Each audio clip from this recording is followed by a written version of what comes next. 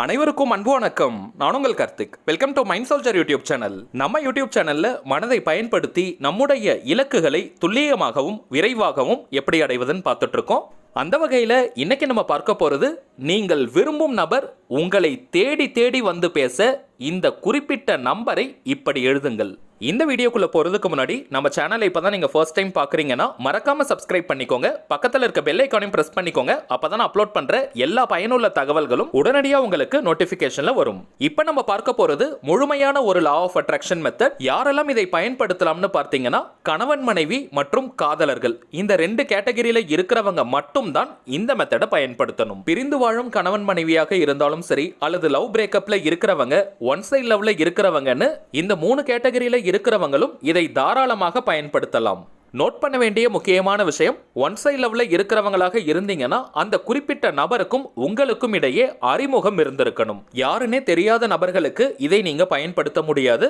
நீங்க விரும்பும் அந்த குறிப்பிட்ட நபருக்கு உங்களுடைய பெயரை சொன்னாலாவது அவங்களுக்கு தெரிஞ்சிருக்கணும். சோ அந்த அளவுக்காவது ஒரு அறிமுகம் உங்க ரெண்டு பேருக்குள்ளேயும் இருக்கணும். கணவன் மனைவியாக இருந்தாலும் சரி, அல்லது காதலர்களாக இருந்தாலும் சரி, உங்களுடைய வாழ்க்கை துணையோ அல்லது நீங்க விரும்பும் அந்த குறிப்பிட்ட நபரோ உங்க கூட சரியா டைம் ஸ்பெண்ட் பண்ணல, அல்லது உங்களை பார்க்க வர மாட்டேங்கிறாங்க, உங்களுக்கு அடிக்கடி போன் பண்ணி பேச மாட்டேங்கிறாங்கன்னு இருக்கிற பட்சத்துல இந்த டெக்னிக்கை நீங்க யூஸ் பண்ணும்பொழுது அந்த குறிப்பிட்ட நபருடைய மனதுல உங்க கூட பேசணும், உங்க கூட டைம் ஸ்பெண்ட் பண்ணணும்ன்ற அந்த ஆர்வம் அதிகரிக்கும். உங்களை பற்றிய நினைவுகள் அவங்களுக்குள்ள எழ ஆரம்பிக்கும். உங்களை பத்தி அதிகமா அவங்க நினைச்சிட்டே இருப்பாங்க. உங்க கூட பேசணும், உங்களை பார்க்கணும்ன்ற எண்ணம் அவங்களுக்குள்ள தீவிரமாக தோன்றும். லா ஆஃப் அட்ராக்ஷன்ல இருக்கக்கூடிய பவர்ஃபுல்லான 555 மெத்தடை தான் இப்ப நம்ம பயன்படுத்த போறோம்.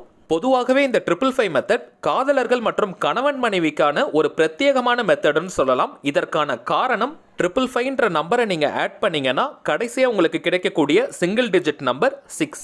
இந்த 6 அப்படின்ற எண் சுக்கிரனுடையது. சுக்கிரன் அஸ்ட்ராலஜி ரீதியாக காதலுக்கு உரியவர்.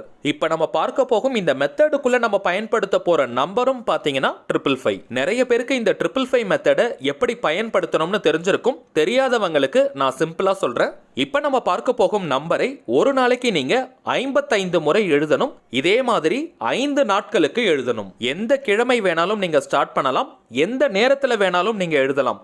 ஆனால் நீங்க எழுதும் பொழுது உங்களுடைய மனம் அமைதியான நிலையில இருக்கணும். நீங்க ரொம்ப பரபரப்பா பிஸியா இருக்கிற நேரத்துல எல்லாம் எழுதக்கூடாது. கொஞ்சம் மைண்ட் ரிலாக்ஸ்டா இருக்கிற நேரமா பார்த்து நீங்க எழுதணும். நீங்க எழுதும் பொழுதும் சரி, அல்லது எழுதி முடிச்சதுக்கு பிறகும் சரி, அந்த பேப்பரையோ அல்லது நோட் புக்கையோ வேறு யாருமே பார்க்க கூடாது. சோ மறைவான இடத்துல வச்சிருங்க. 5 நாளைக்கு தொடர்ந்து எழுதணும்னு பார்த்தோம். இன்கேஸ் ஒரு நாள் நடுவுல பிரேக் வந்துட்டாலும் கூட திரும்பவும் நீங்க ஃபர்ஸ்ட்ல இருந்தா ஸ்டார்ட் பண்ணணும். இந்த மெத்தடுடைய பேரே 555 டெக்னிக். சோ எந்த ஒரு கேப்பும் இருக்கக்கூடாது. 5 டேஸ்க்கு பிரேக் இல்லாம நீங்க எழுதணும். இந்த 5 நாட்களும் நீங்க ஒரே நேரத்துல தான் எழுதணும்னு அவசியம் கிடையாது.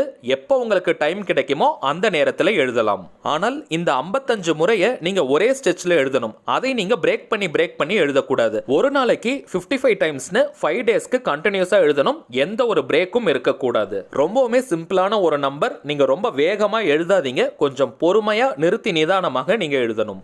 5 நாட்கள் நீங்க எழுதின பிறகு ஒரு நல்ல மாற்றம் உங்களுக்கு தெரியும். அதற்கு பிறகு கூட இதை நீங்க பயன்படுத்தலாம். ஒரு முறை தான் இந்த மெத்தடை பயன்படுத்தணும்னு கிடையாதுங்க. 5 நாட்கள் முடிச்சதுக்கு பிறகு மினிமம் ஒரு 2 நாள் பிரேக் எடுத்துக்கோங்க. அதற்கு பிறகு நீங்க இன்னொரு முறை பயன்படுத்தலாம். நோட்புக் அல்லது பேப்பர் நீங்க பயன்படுத்தி எழுதலாம். 5 நாட்களுக்கும் ஒரே பேப்பர்ல எழுதணும்னு கிடையாதுங்க. தனித்தனி பேப்பர்ல நீங்க எழுதலாம். ஃப்ரண்ட் அண்ட் பேக் கூட நீங்க யூஸ் பண்ணிக்கலாம். இன்னைக்கு ஃப்ரண்ட் சைட்ல எழுதுறீங்கன்னா அடுத்த நாள் அந்த பேப்பருடைய மறுபக்கத்திலையும் நீங்க எழுதலாம். அஃபர்மேஷன்ஸ்க்காக நோட்புக் வச்சிருந்தீங்கன்னா அதையும் நீங்க பயன்படுத்திக்கலாம். ரொம்ப பழைய நோட்புக், கிழிஞ்ச பேப்பர் எல்லாம் நீங்க பயன்படுத்தாதீங்க. எழுதுற பேப்பர் அல்லது நோட்புக் கொஞ்சம் ஃப்ரெஷ்ஷா இருக்கிற மாதிரி பார்த்துக்கோங்க. கிரீன் கலர் அல்லது ப்ளூ கலர் பென் பயன்படுத்தி நீங்க எழுதுங்க. அது பென், மார்க்கர், ஸ்கெட்ச், ஹைலைட்டர் எது வேணாலும் இருக்கலாம். ஆனால் நீங்க எழுதுற நிறம் பாத்தீங்கன்னா கிரீன் கலர் அல்லது ப்ளூ கலராக மட்டும்தான் இருக்கணும். ஒரு நாளைக்கு 55 முறை எழுதணும்னு பார்த்தோம். இந்த எண்ணிக்கை ரொம்பவுமே முக்கியம். நீங்க அதிகமாகவும் எழுதக்கூடாது, குறைவாகவும் எழுதக்கூடாது. சோ நீங்க நம்பர் போட்டுட்டு எழுதுங்க. 1 2 3ன்னு நீங்க நம்பர் போட்டுட்டு அப்படியே எழுதிட்டு வாங்க. 5 நாட்கள் நீங்க எழுதி முடிச்சதுக்கு பிறகு அந்த பேப்பர் அல்லது நோட் புக்கை நீங்களே வச்சுக்கலாம். அது வேண்டாம்னு நினைக்கிறவங்க அதை நீங்க எரிக்கலாம். நோட் புக்ல எழுதுறவங்களாக இருந்தீங்கன்னா வேணாம்னு நினைக்கும் பொழுது அந்த பேப்பரை மட்டும் நீங்க கிழிச்சு எரிச்சிடலாம். எக்காரணத்தை கொண்டும் நீங்க யாருக்காக இந்த மெத்தடை பயன்படுத்துறீங்களோ அவங்க கிட்ட இப்படி ஒரு மெத்தடை நீங்க யூஸ் பண்ணதை ஷேர் பண்ணவே கூடாது. ரொம்பவுமே சீக்கிரட்டா இந்த மெத்தடை நீங்க யூஸ் பண்ணணும். பாசிட்டிவான மைண்ட் செட்ல இப்ப நம்ம பார்க்க போறதை நீங்க எழுதணும். இன்கேஸ் பிரேக்கப் லெவல்ல இருக்கிறவங்க அல்லது பிரிந்து வாழும் கணவன் மனைவி இதை பயன்படுத்தும் பொழுது எந்த ஒரு நெகட்டிவ் தாட்ஸும் உங்களுக்கு இருக்கக்கூடாது. குறிப்பாக கோபமோ வருத்தமோ அந்த குறிப்பிட்ட நபர் உங்ககிட்ட பேசணும்ன்ற எதிர்பார்ப்பு மனநிலை ஏக்கம் இது போன்ற உணர்வுகள் இருக்கக்கூடாது. அந்த நபர் அட் பிரசன்ட் கரண்டா உங்க கூட தான் இருக்காங்கன்ற சந்தோஷமான மனநிலையில இந்த வாக்கியத்தை நீங்க எழுதணும். எந்த அளவுக்கு நீங்க ரொம்ப சந்தோஷமா இந்த நம்பரை எழுதுறீங்களோ அந்த அளவிற்கு வேகமா உங்களுக்கு ரிசல்ட் கிடைக்கும். மேலும் தினமும் இந்த டெக்னிக் நீங்க முடிச்சதுக்கு பிறகு உங்களை நீங்க எந்த அளவிற்கு ஹாப்பியா சந்தோஷமா வச்சிருக்கீங்களோ அந்த அளவிற்கு மின்னல் வேகத்துல உங்களுக்கு ரிசல்ட் கிடைக்கும். சரி வாங்க அந்த நம்பரை எப்படி எழுதணும்னு பார்க்கலாம். ஃபர்ஸ்ட் நீங்க 555 எழுதிக்கோங்க.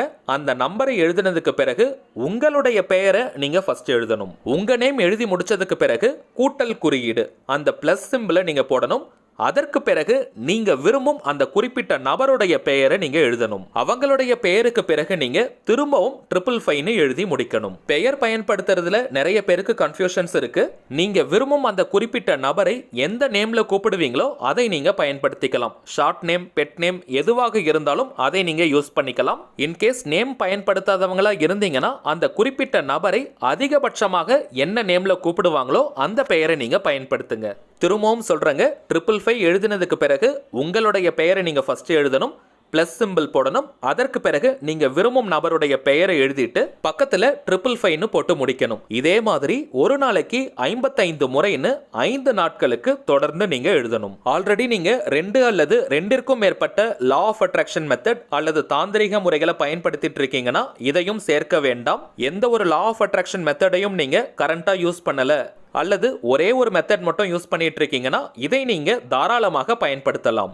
சரிங்க, அவ்வளவுதான் இந்த பதிவு. தேவைப்படுறவங்க இப்ப நம்ம பார்த்த மாதிரியே கரெக்டா நீங்க ஃபாலோ பண்ணுங்க. 100% வெற்றி நிச்சயம். மேலும் இந்த வீடியோ உங்களுக்கு பிடிச்சிருந்தா மறக்காம லைக் பண்ணுங்க. நம்ம சேனலையும் சப்ஸ்கிரைப் பண்ணிக்கோங்க. தேவைப்பட்டுச்சுன்னா உங்க ஃப்ரெண்ட்ஸ் அண்ட் ஃபேமிலிக்கு இந்த வீடியோவை ஷேர் பண்ணுங்க. அடுத்ததா இன்னொரு முக்கியமான தலைப்போட நான் உங்களை சந்திக்கிறேன். என்றும் அன்புடன் கார்த்திக். நன்றி.